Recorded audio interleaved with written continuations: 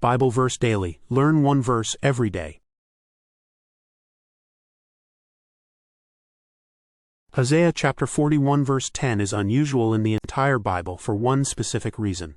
God speaks in first person and makes 5 distinct separate commitments in a single sentence. Not 1, not 2, 5. Most comforting verses offer reassurance. This one offers a legal pledge, and it was spoken to people who had every reason to believe God had forgotten them entirely. That is the context almost no one talks about when they quote this verse. The people hearing it were not in a moment of minor personal difficulty. They were a nation displaced, mocked, their temple gone, their king gone, their land gone. And into that absolute collapse, God does not send a sympathetic message. He issues declarations. The Hebrew grammar here is not poetry softened for comfort. It is command language, covenant language, the language of a king making binding promises to a vassal who is about to be crushed. What makes this verse extraordinary is not just what God promises, but that He promises 5 things, each one distinct, each one building on the last. Understanding what those 5 things actually are changes how you read the whole verse. Hosea chapter 41 opens in a surprising setting. God is not speaking quietly. He is summoning the nations to a cosmic courtroom. In verses 2 through 4, God challenges the idols and the nations to explain the rise of Cyrus, the Persian king who would conquer Babylon. Who called this? Who ordained this? The implication is clear, God did. And none of the idols can answer. Then in verse 8, God shifts His address entirely. He turns to Israel and calls them His servant, His chosen, the offspring of Abraham, His friend. That shift matters enormously. The nations are being interrogated. Israel is being embraced. The Babylonian exile had shattered Israel's sense of identity. They had a theological crisis, not just a political one. If God was powerful, why were they captives? If they were His people, why did it feel like He had abandoned them? The anxiety was not small. It was existential. Verse 10 is God's direct response to that anxiety. He does not answer the theological problem with an argument. He answers it with a promise, and then another, and then another. The setting is a courtroom. But the tone when God turns to Israel becomes something more like a father reassuring a child who is terrified in the dark. The Hebrew of this verse carries precision that English translations tend to flatten. The verse opens with Al-Tira, which is a direct command, stop fearing, not a soft encouragement, a command. Then comes Al-Tisha from the root shah, which means to look around anxiously, to be overwhelmed by what you see on all sides. It is the word for someone whose head is swiveling in panic. Then God makes 5 declarations. Amitsticha, I will strengthen you, from a root meaning to make firm. To fortify, Zarticha, I will help you, meaning I will come to your aid. I will intervene. To Matchticha, I will uphold you. I will hold you up. I will sustain your weight when you cannot hold yourself up. These 3 verbs are sequential. Strengthen, then help, then hold up. God anticipates the full range of what someone in crisis needs. And then the final phrase, with the right hand of my righteousness. Yamin means the right hand, which in ancient Near Eastern culture was the hand of power, the hand of honor.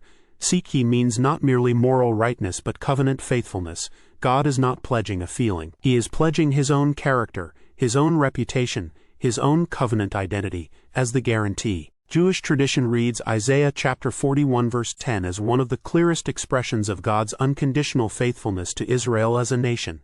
The covenant with Abraham grounds the promise. God is not responding to Israel's performance.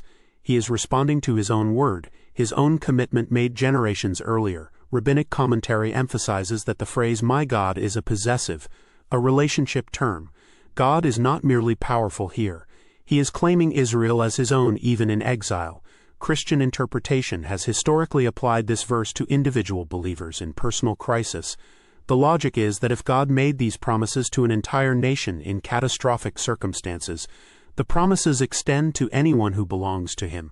Spurgeon preached this verse repeatedly, and called the phrase right hand of my righteousness the most magnificent warranty in Scripture. God is not pledging His power alone. He is pledging His righteous character as the foundation of the promise. Messianic interpretation sees the servant figure in Isaiah chapter 40 through 55 as ultimately fulfilled in Jesus, with these promises pointing toward what Christ accomplishes on behalf of those He represents. All 3 readings share a common thread. The initiative is entirely God's. The promises are not conditional on Israel's or the believer's courage. They are unconditional declarations. Here's what the application of this verse looks like in practice.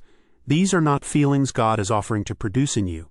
They are declarations God is making about himself and what he will do. When you are in a crisis, it is very easy to wait until you feel strengthened before you believe you are being strengthened. But the verse does not say God will cause you to feel strong. It says God will strengthen you. Those are different things. The 5 promises give you something specific to return to one at a time. I am with you. That is presence. I am your God. That is relationship and ownership. I will strengthen you. That is God fortifying you for what is ahead. I will help you. That is God intervening in your actual situation. I will uphold you. That is God holding your weight when you cannot hold it yourself. And he does all of this with the right hand of his righteousness, meaning his covenant faithfulness is the guarantee, not your emotional state or your level of faith. Read this verse slowly during a crisis, not as poetry, as a set of 5 specific pledges from someone who has never broken a covenant. That is what this verse actually is. Isaiah chapter 41 verse 10 contains 5 distinct divine promises spoken to people who believed God had forgotten them entirely. The Hebrew words are precise. Stop fearing, stop looking around in panic, and receive 5 specific pledges of divine action. God does not back these promises with sentiment. He backs them with his own covenant character, his own righteousness, his own right hand.